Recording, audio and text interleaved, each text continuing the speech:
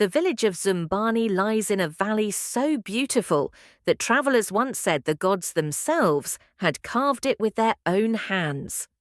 Tall mountains surrounded it on 3 sides, and a river that never ran dry flowed through its center. The people of Zumbani were not wealthy, but they were stable.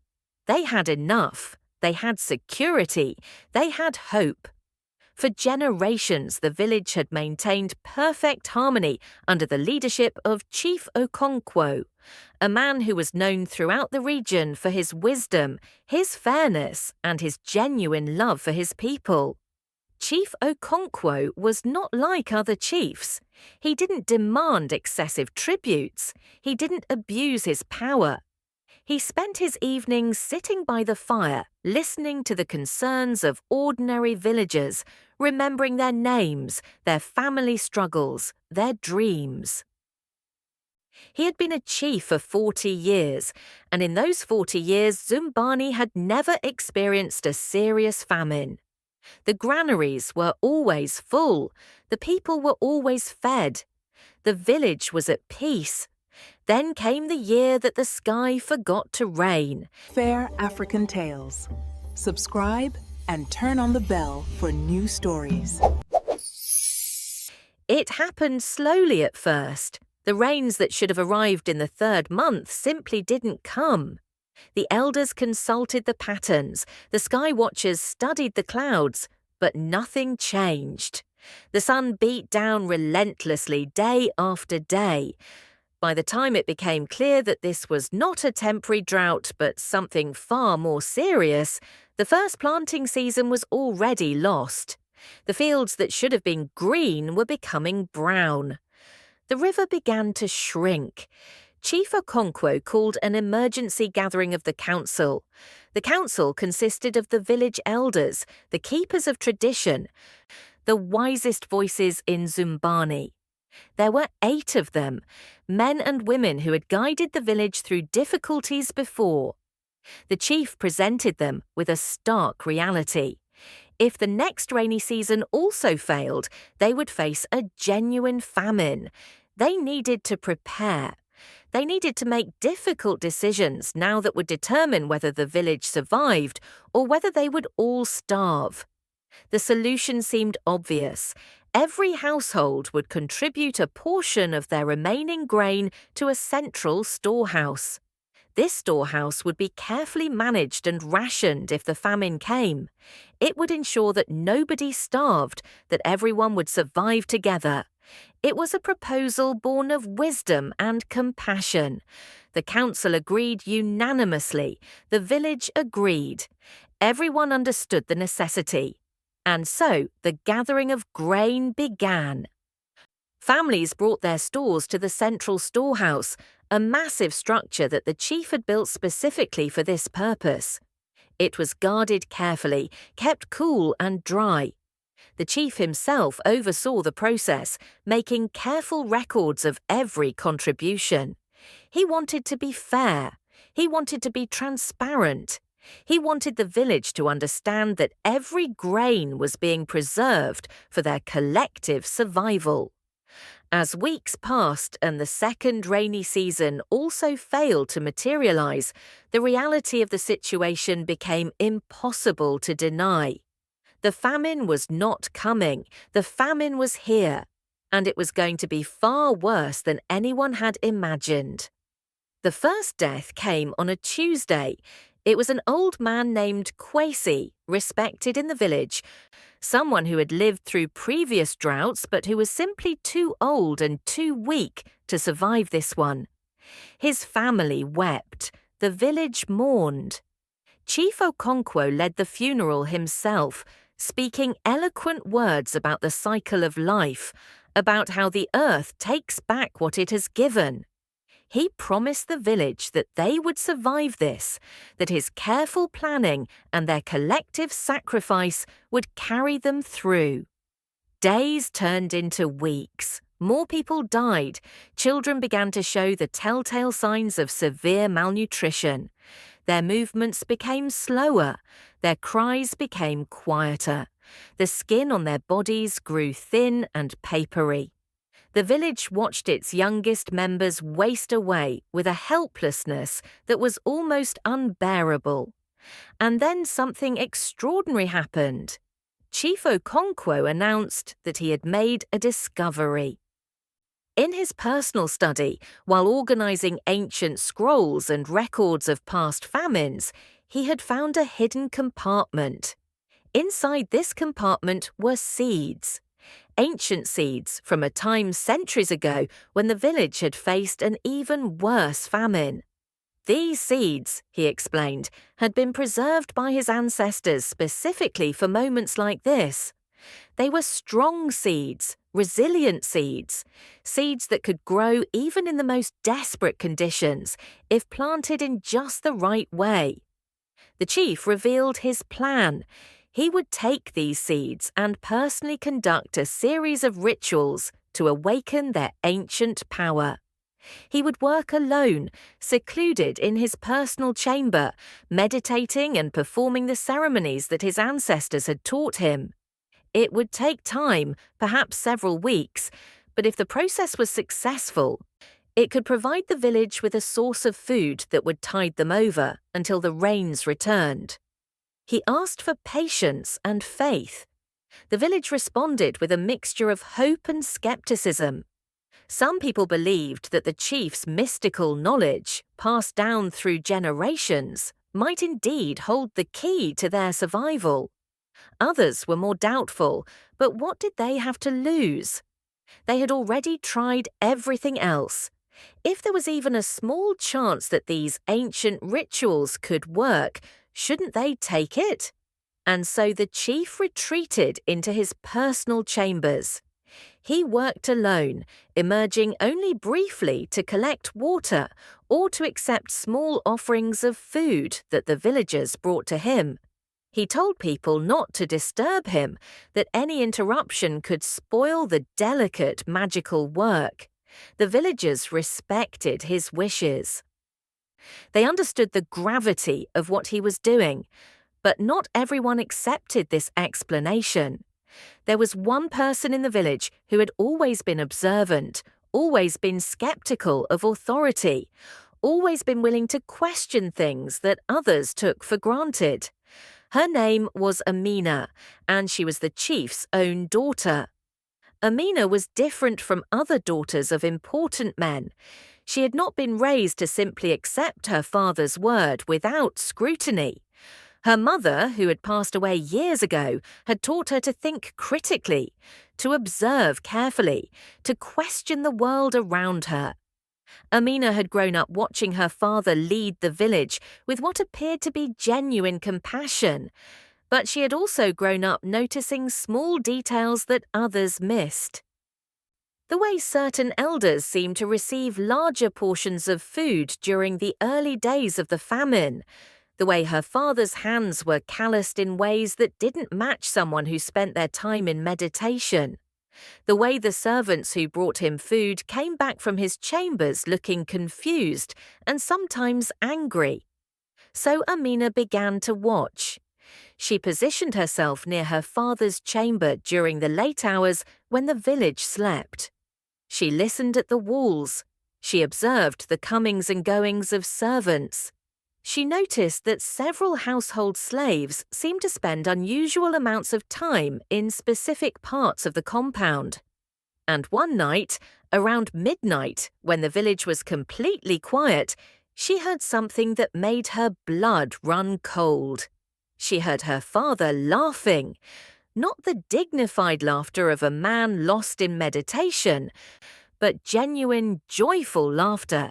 And underneath that laughter, she heard sounds of chewing, of food being consumed, of abundance hidden behind closed doors. Amina's mind raced, her heart pounded. She wanted to dismiss what she had heard, wanted to believe that there was some innocent explanation. But she already knew her father too well. She already knew that he was a politician, a manipulator, a man who understood power in ways that most people never would. She decided to investigate further, to gather evidence before making any accusations. Over the next 2 weeks, Amina conducted her investigation with the skill of someone who had been trained to observe. She befriended the household servants, asking them casual questions about their duties. She watched where they went when they left the compound. She noticed that certain foods that had supposedly been donated to the central storehouse were somehow appearing in her father's private quarters. She discovered that 3 of the eldest council members were regularly visiting her father at night, emerging with satisfied expressions on their faces. The picture became clearer with each discovery, and it was a picture of betrayal so complete and so calculated that Amina could barely process it. Her father was not performing ancient rituals, he was hoarding food. Not just a little food, but significant quantities of it. Food that belonged to the village, food that belonged to the people who were dying outside his walls, food that he was using to maintain his own comfort, and to bind the council members to him through shared conspiracy. Amina stood at a crossroads. She could expose her father immediately, but would anyone believe her? He was the chief, a man of unquestionable authority. She was his daughter, and exposing him would also mean destroying her own family, her own position in the village. The comfortable life she had known would vanish. People might turn on her, might call her a liar or a traitor. Or worse, what if she exposed him and the council members who were involved simply denied everything and had her silenced? But then she thought about the children. She thought about little Amara, just 5 years old, who had collapsed from hunger 3 days ago and had not yet regained consciousness. She thought about the widow Zara, who had watched 3 of her children waste away and die. She thought about all the people who were suffering while her father laughed in the darkness, while the council members gorged themselves in secret. She made a decision. She would gather more proof, solid proof, proof so undeniable that even the chief's authority could not dismiss it. She would do this carefully, methodically, and she would involve people who she could trust absolutely. The first person she confided in was Juma, an elderly servant who had worked in her father's household for 40 years. Juma had watched Amina grow up. He had taught her how to move quietly through the compound, how to observe without being observed. When Amina told him what she had discovered, expecting disbelief or denial, Juma simply nodded. He already knew. He had known for weeks. He had wanted to say something, but had been terrified of what might happen if he spoke out. "The chief made a deal with the council," Juma whispered to her one evening when they were alone. "He shares the food with them, and in exchange, they support him. They help him keep the secret. When this famine ends, they will be rewarded for their loyalty. The rest of the village will be told that the ancient rituals worked, that it was the chief's mystical knowledge that saved them. The chief's power will be unquestionable, and the council will have earned wealth and security for supporting him." "How could they do this?" Amina asked, her voice shaking with anger. "How could they watch people die?" "Because," Juma said sadly, "hunger teaches people that survival is more important than morality. When you're afraid that you might die, when you're afraid that your own family might starve, suddenly it becomes very easy to justify almost anything. The council members didn't see themselves as betrayers. They saw themselves as pragmatists, as people who understood that someone had to survive this famine in a position of power. And they chose to be those people." Amina felt something harden inside her. She was no longer just angry. She was determined. She enlisted Juma's help to do something that would have been impossible for her to do alone. Together, they discovered exactly where the secret food storage was located. It was not in her father's private chambers, as she had initially assumed. It was deeper, in an underground chamber beneath the compound, accessible only through a hidden passage in the chief's personal study. The passage was so well concealed that most people would never have found it. And inside that chamber was food. Baskets of grain stacked as high as a man, dried fruits hanging from the ceiling, smoked meat, oil, salt, all the things that the village was dying without. It was impossible to see this abundance and remain passive. It was impossible to see this and not act. But Amina understood something crucial. She needed to be very careful about how she exposed this. If she simply told the village what she had discovered, her father could claim that she was lying, that she was a jealous daughter seeking to undermine him, that she had misunderstood what she had seen. The council members would back him up. She would have no credibility against the combined authority of the chief and the council. She needed a plan that would expose the truth in a way that could not be denied or dismissed. A plan that would force the village to confront what was happening. So she did something dangerous. She contacted people outside the village.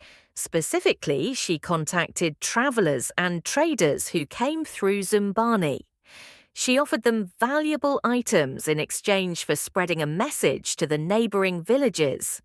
The message was simple: send representatives to Zumbani in 1 week's time, claiming that they wanted to trade and learn from Chief Okonkwo's wisdom in surviving the famine. Why would she do this? Because she knew her father's weakness. He was proud. He loved to be seen as wise and successful. If other villages came asking how he was managing to survive so well when they were all starving, he would not be able to resist showing off, explaining his methods, perhaps even taking them to see his stores as proof of his sophistication and foresight. And when those representatives saw the hidden chamber, when they saw the food that Zumbani's people were dying without, they would become witnesses. Outside witnesses who had no allegiance to the chief, no reason to protect him, no stake in local politics. The week passed with agonizing slowness. More people died. Amina watched her father move through the village, listened to his speeches about endurance and faith, watched him distribute the meager rations of grain that were supposed to save everyone. She had to maintain her composure, had to act as though she believed his lies, had to play the role of a loyal daughter, while her insides screamed with rage and helplessness.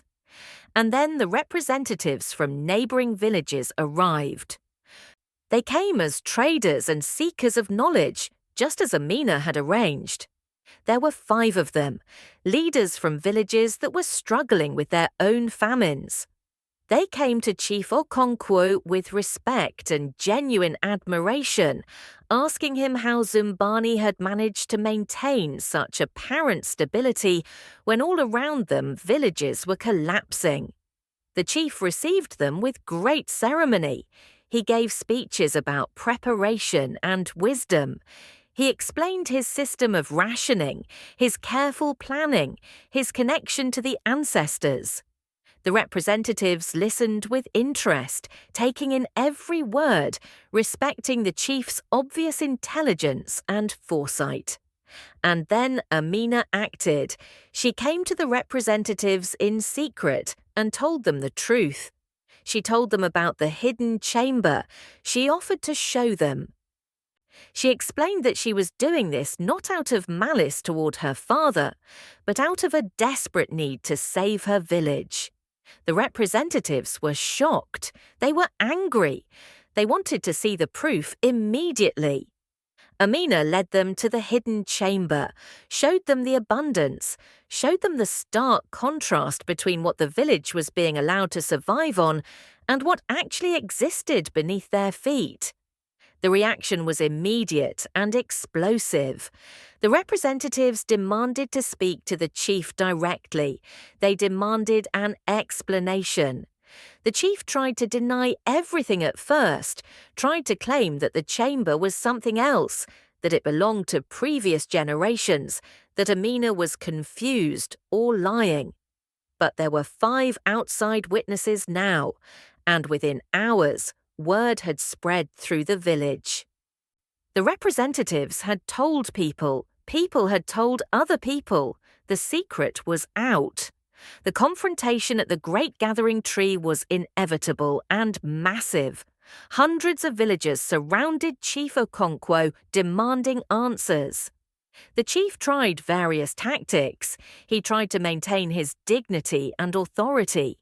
He tried to appeal to the council members to support him, but they had already abandoned him, sensing that survival now meant distancing themselves from the conspiracy.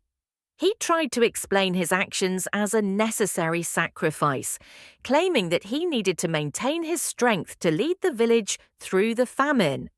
He tried to frame it as a demonstration of the village's faith in him, arguing that the people had trusted him to do what was necessary. None of it worked. The crowd was too angry, too hungry, too betrayed. But here is where the story took an unexpected turn, a turn that nobody anticipated, a turn that revealed something much deeper about human nature and about the village itself. Instead of calling for the chief's execution, instead of demanding immediate punishment, the village elders, the real elders, not the corrupt council members, proposed something different. They said that the chief should be forced to experience the famine that he had inflicted on his people.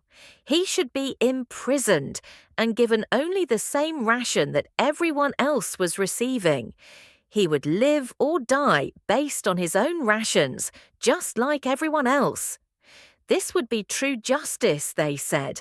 This would balance the scales. It seemed like poetic justice. It seemed like the perfect punishment.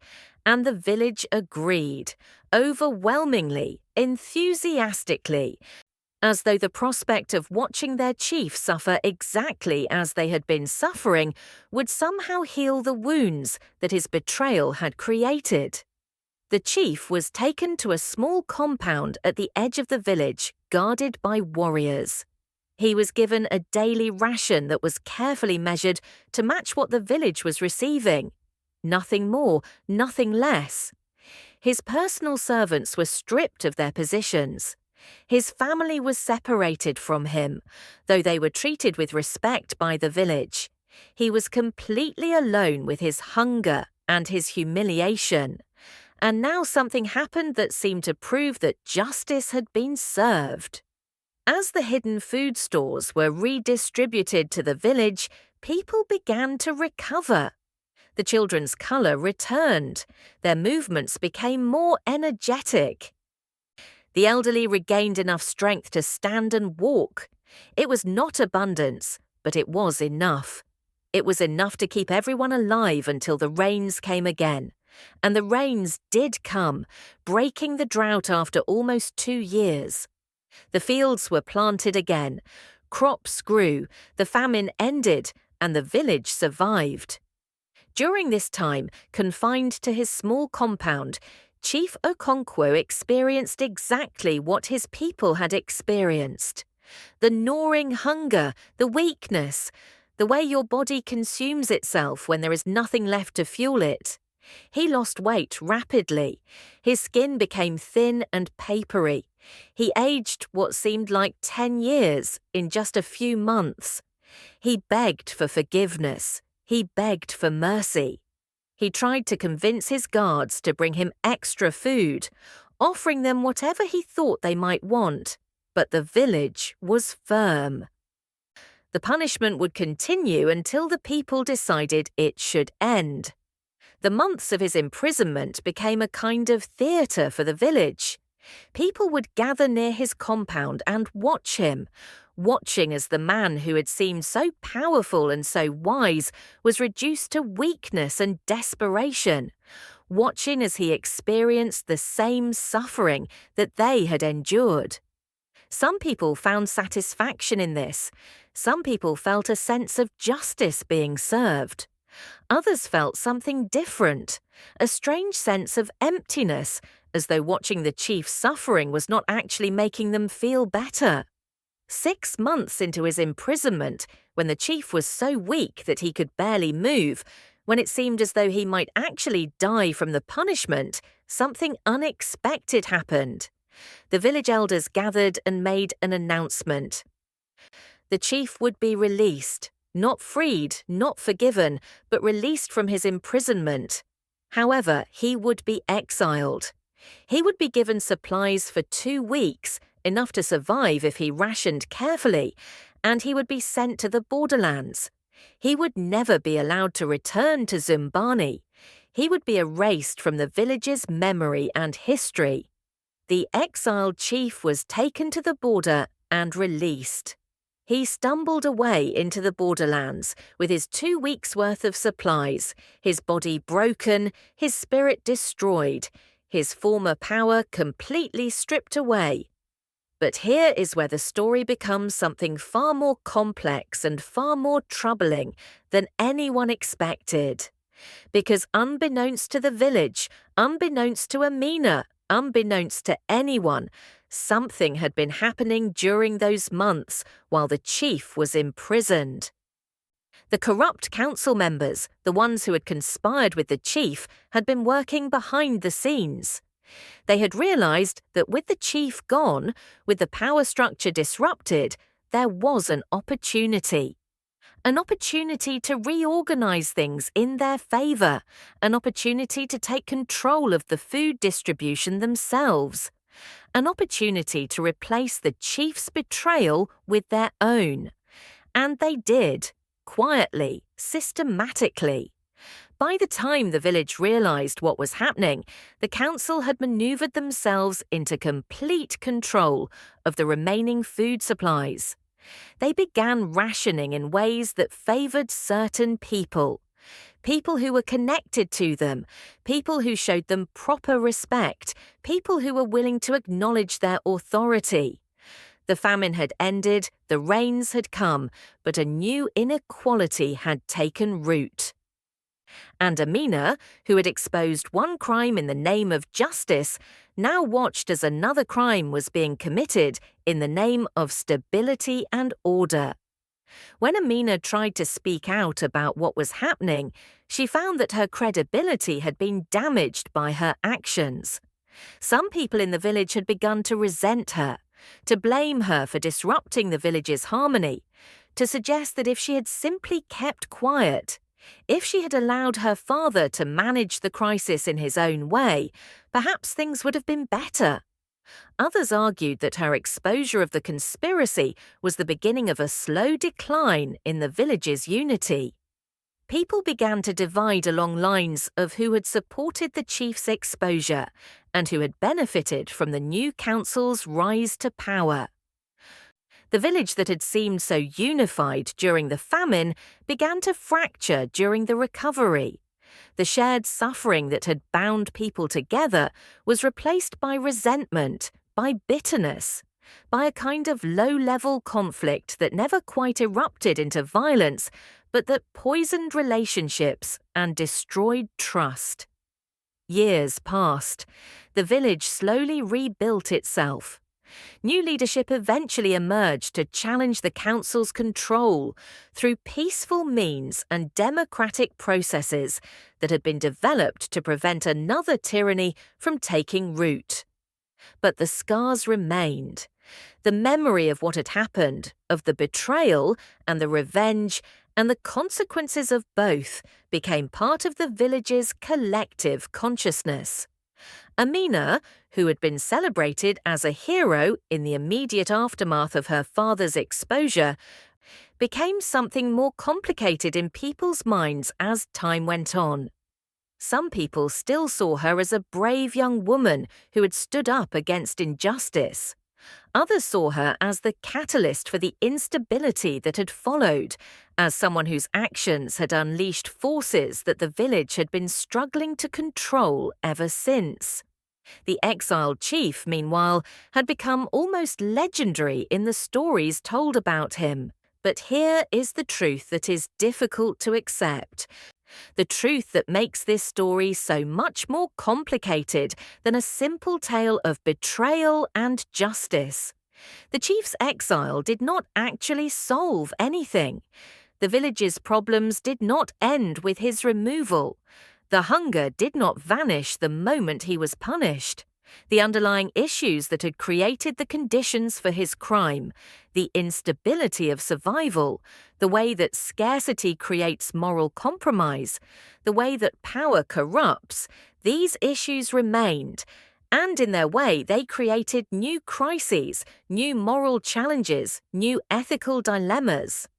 And so as the years went on, as the village recovered and rebuilt, the story of Chief Okonkwo and the hidden food began to transform in the telling. It became less about a clear villain getting his deserved punishment and more about something far more troubling. Some truths refused to stay buried. Years after the famine ended and peace returned, strange whispers began to rise again in the village. Whispers that the consequences of Chief Okonkwo's secret greed did not die with him. New signs appeared. Old wounds reopened. And the people started to wonder, what if the famine was never the real curse? What if the true danger is only now awakening? Part 2 reveals the hidden chapter everyone thought was lost. A story that threatens to rewrite everything the village believes about justice, fate, and the price of survival.